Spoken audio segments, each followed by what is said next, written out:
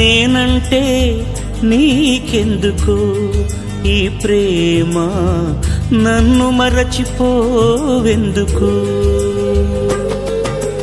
నేనంటే నీకెందుకు ఈ ప్రేమ, నన్ను మరచిపోవెందుకు?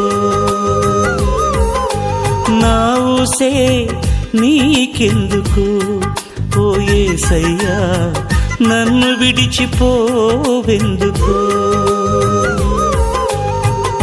కష్టాలలో నష్టాలలో వ్యాధులలో బాధలలో కన్నీళ్లలో కడగండ్లలో వేదనలో శోధనలో నా ప్రాణమైనావు నీవు. ప్రాణమా నా ప్రాణమా.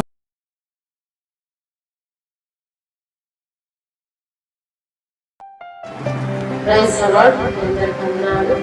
మరికొన్ని నిమిషాన్ని వాక్యాన్ని జ్ఞాపకం చేస్తున్నాం. మార్కు రాసినటువంటి సువార్త 10వ అధ్యాయము 46, 47, 48 వచనాల్లో ఒక గుడ్డివాడు గురించి మనకి ప్రవాక్య భాగం సెలవిస్తా ఉంది. ఈ త్రోవ పక్కనటువంటి గుడ్డివాడు ఎరుకో పట్టణంలో, మరి త్రోవ పక్కన అతను భిక్షపడుకుంటూ ఉన్నాడు. అతని యొక్క స్థితి ఏంటంటే త్రోవ పక్కన ఉన్నటువంటి స్థితిలో ఉన్నాడు. అతడు ఏ పట్టణంలో అంటే ఎరుకో పట్టణంలో ఉన్నాడు. ఎరుకో పట్టణం అనగా శాపకరమైనటువంటి పట్టణం. మరి ఎరుకో పట్టణంలో చాలా మంది కూడా నీరు లేక, నీరు ఎంతో ఉంది కానీ ఆ నీరు రమ్యమైందిగా లేకపోవటం. ఎరుకో పట్టణం అయితే రమ్యంగా ఉంది కానీ నీరు మాత్రం మాధుర్యంగా లేదు. అలా ఎరుకో పట్టణం అంతా కూడా శాపకరంగా ఉంది. అయితే ఎరుకో పట్టణంలో ఒక గుడ్డివాడు త్రోవ పక్కన భిక్షపడుకుంటా ఉన్నారు. యేసు ప్రభువు ఎరుకో పట్టణానికి వస్తున్న సమయంలో ఈ గుడ్డి భిక్షగాడు మరి చాలా మంది జనసమూహం ఆ త్రోవ పక్కన వెళ్తా ఉంటే మరి ఇక్కడ ఏం జరుగుతుంది అని మరి ఆ భిక్షగాడు ఆ పక్కనటువంటి మనుషులను అడగడం జరిగింది. అయితే అక్కడికి నజరేయుడైనటువంటి యేసు ప్రభువు మరి ఈ త్రోవన పడి వెళ్తా ఉన్నారని చెప్పినప్పుడు వెంటనే ఈ గుడ్డివాడు ఏం చేశాడంటే మరి ఎక్కువగా కేకలు వేసినట్లు కనబడతా ఉంది. దావీదు కుమారుడా, నన్ను కరుణించుమని మరి ఎక్కువగా కేకలు వేస్తా ఉన్నాడు. దేవుడిని అడుగుతా ఉన్నాడు, మరి నన్ను కరుణించయ్యా. ఎందుకంటే తన స్థితి ఎలా ఉందంటే త్రోవ పక్కనటువంటి స్థితిలో ఉన్నాడు. మరి తన స్థితి ఎలా ఉందంటే మరి భిక్షపడినటువంటి స్థితిలో ఉన్నాడు. దేవుడిని అడుగుతాను, నన్ను కరుణించయ్యా, నా స్థితిని బాగు చేయి, నా పరిస్థితిని బాగు చేయని ఈ గుడ్డి భిక్షగాడు అడగడం జరుగుతూ ఉంటుంది. యేసు ప్రభువు మరి అతను కేకలు వేసినటువంటి విధానాన్ని బట్టి మరి యేసు ప్రభువు అంటూ ఉన్నాడు, అక్కడ నిలిచి ఒక మాట సెలవిస్తా ఉన్నాడు కదా. మరి 49వ వచనం, అప్పుడు యేసు నిలిచి వారిని పిలువుడని చెప్పగా వారు గుడ్డివాడిని పిలిచి ధైర్యము తెచ్చుకొనుము, ఆయన నిన్ను పిలుచుచున్నాడు, లెమ్మని వారితో చెప్పాను. అప్పుడు యేసు ప్రభువు అక్కడ నిలిచాట గుడ్డి భిక్షగాడు పిలిచినప్పుడు ఆ పక్కన ఉన్నటువంటి వారందరూ కూడా అన్నారు, ధైర్యం తెచ్చుకో, యేసు ప్రభువు నిన్ను పిలిచి ఉన్నాడు.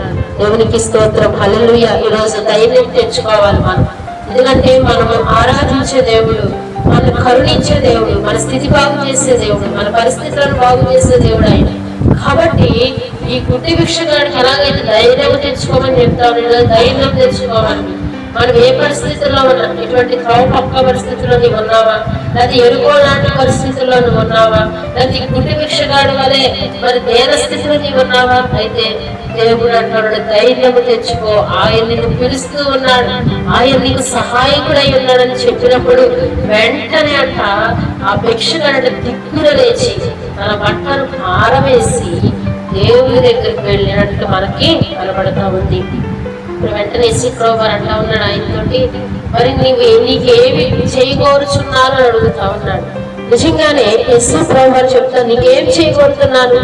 ఈ సాయంకాల సమయంలో దేవుడు మనతో కూడా మాట్లాడుతూ నీకేమి చేయగోరుచున్నాను, మీకేమి కావాలని దేవుడు అడుగుతా ఉన్నాడు.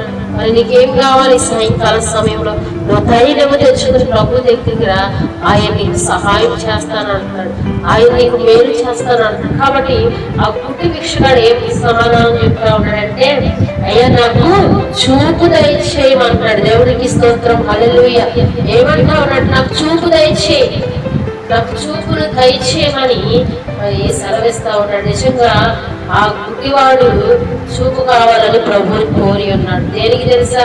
చూపు పొందుకుని వెళ్ళిపోదామని కాదు, చూపు పొందుకుని కుటుంబాన్ని బిడ్డలందరూ చూసుకుందామని కాదు, కానీ అతనికి ఉన్నటువంటి ఆశ ఏంటంటే చూపు పొందుకున్న తర్వాత ఆయన్ని వెంబడించాడంట. దేవునికి స్తోత్రం, హల్లెలూయా.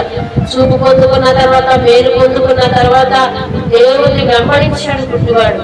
ఆ చూపు కూడా ఎందుకు పొందుకున్నాడంటే దేవుణ్ణి చూడాలని ఆశ. ఈరోజు దేవుడు మనల్ని అడుగుతాడు, నీకేం చేయాలనుకుంటా ఉన్నాడంటే చాలా మంది మేలుని పొందుకున్నారు, ఆశీర్వాదాలు పొందుకున్నారు, కానీ కృతజ్ఞత కలిగి ప్రభుని ఆరాధించలేదు. యేసు ప్రభు వారు 10 మంది కుష్ఠ రోగులు బాగు చేసింది, 9 మంది కూడా ఇంటికి వెళ్ళిపోయారంటాం. కానీ ఒకరిని మాత్రం వచ్చి సాష్టాంగ నమస్కారం పడి గొప్ప శబ్దంతో దేవుణ్ణి ఆరాధించాడు. కృతజ్ఞత కలిగినటువంటి వాడిగా ఉన్నాడు. ఈ గుడ్డివాడు కూడా కృతజ్ఞత జీవితాన్ని చూపుతా ఉన్నాడు. చూపు పొందగానే దేవుని వెంబడించాడు, ప్రభువుని కనులారా చూశాడు, దేవునితో సహవాసాన్ని చేసి ఉన్నాడు గుడ్డి భిక్షగాడు. నిజంగా దేవుడు నీకు అట్టి మేలులు చేయాలని ఆశపడతా ఉన్నాడు. నేను ధైర్యం తెచ్చుకోమంటా ఉన్నాడు. మేలు పొందుకున్న తర్వాత కృతజ్ఞత కలిగి ప్రభువుని ఆరాధించే వారిగా ఉండాలి, కృతజ్ఞత కలిగి ప్రభువుని స్తుతించే వారిగా ఉండాలి, దేవుని ఆరాధించే వారిగా ఉండాలి.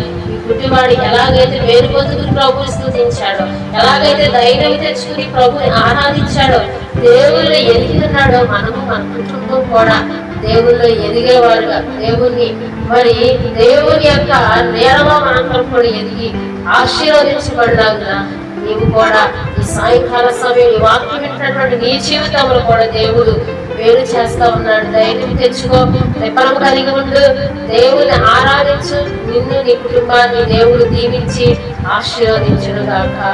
ఆమేన్. ప్రార్థన చేసుకుందాం. మహాపరిశుద్ధుడైన దేవానికి వందనాలు, స్తోత్రాలు ప్రభువా. ఈ సాయంకాల సమయంలో తండ్రి గుడ్డి భిక్షగాడు ఎలాగైతే నాయన ప్రభు ధైర్యం తెచ్చుకుని దిక్కున లేచి నాయనని స్తుతించాడో, అయా చూపు పొందుకుని ఉన్నాడో, నిన్ను వెంబడించి ఉన్నాడో ప్రభా, అటు రీతిగా మేము కూడా నాయన ఉన్నటువంటి సమస్యలు బట్టి, ఇబ్బందులు బట్టి ధైర్యం తెచ్చుకుని ముందుకు వెళ్ళడానికి సహాయం దయచు. అయా ప్రభా, నిన్ను వెంబడించేవారు, కృతజ్ఞతాస్తుతులు చెల్లించేవారుగా మేమందరం ఉండడానికి సహాయం దయచండి. ఈ వాక్యం ప్రతి వారి జీవితాల్లో ఆశీర్వాదకరంగా, దీవెనకరంగా మార్చి సహాయములు దయచేయమని యేసయ్య నామం అడిగి వేడుకుంటున్నాం తండ్రి. ఆమేన్, ఆమేన్, ఆమేన్. అందరికీ వందనాలు.